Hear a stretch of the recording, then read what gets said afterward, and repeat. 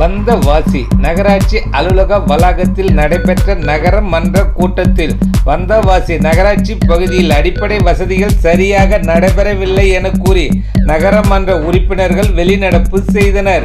திருவண்ணாமலை மாவட்டம் வந்தவாசி நகராட்சி அலுவலக வளாகத்தில் நகரமன்ற கூட்டம் நகராட்சி சேர்மன் எச். ஜலால் தலைமையில் நடைபெற்றது. நகராட்சி ஆணையாளர் சோனியா முன்னிலை வகித்தார். இந்த கூட்டத்தில் நகரமன்ற உறுப்பினர்கள் காரசாரமாக விவாதம் செய்தனர். இதில் நகரமன்ற உறுப்பினர்கள் பேசியது குப்பை அள்ளுதல், கழிவுநீர் கால்வாய் சுத்தம் செய்தல் உள்ளிட்ட அடிப்படை வசதிகள் நகராட்சி நிர்வாகத்தால் சரியாக செய்யவில்லை என நகரமன்ற உறுப்பினர்கள் குற்றம் சாட்டினர். மேலும் இதனை கண்டித்து 2வது வார்டு நகரமன்ற உறுப்பினர் ஷீலா மூவேந்திரன், 7வது வார்டு நகரமன்ற உறுப்பினர் ரதிகாந்தி வரதன், 23வது வார்டு நகரமன்ற உறுப்பினர் ராமஜெயம் ஆகியோர் நகரமன்ற கூட்டத்தை புறக்கணித்து வெளிநடப்பு செய்தனர்.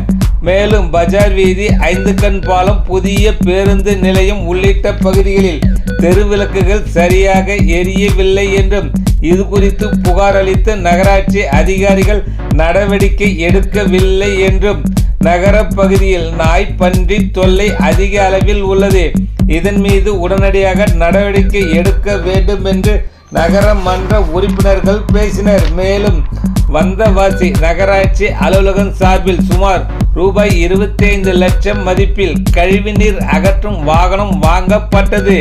இந்த வாகனம் வாங்கப்பட்டு 5 மாதங்கள் ஆகிறது. ஆனால் இந்த வாகனம் பயன்படுத்தப்படாமல் நகராட்சி அலுவலக வளாகத்தில் நிறுத்தி வைக்கப்பட்டுள்ளது. இந்த கழிவுநீர் அகற்றும் வாகனத்தை இயக்க நடவடிக்கை எடுக்க வேண்டும் என்றும், மேலும் கலைஞர் பேருந்து நிலையத்திற்கு அனைத்து பேருந்துகளும் சென்று வர நடவடிக்கை எடுக்க வேண்டும் என்று நகரமன்ற உறுப்பினர்கள் பேசினர். இதற்கு பதிலளித்த நகராட்சி சேர்மன் எச். ஜலால் நகரமன்ற உறுப்பினர்களின் கோரிக்கைகள் பரிசீலனை செய்யப்பட்டு நடவடிக்கைகள் மேற்கொள்ளப்படும் என பேசினார்.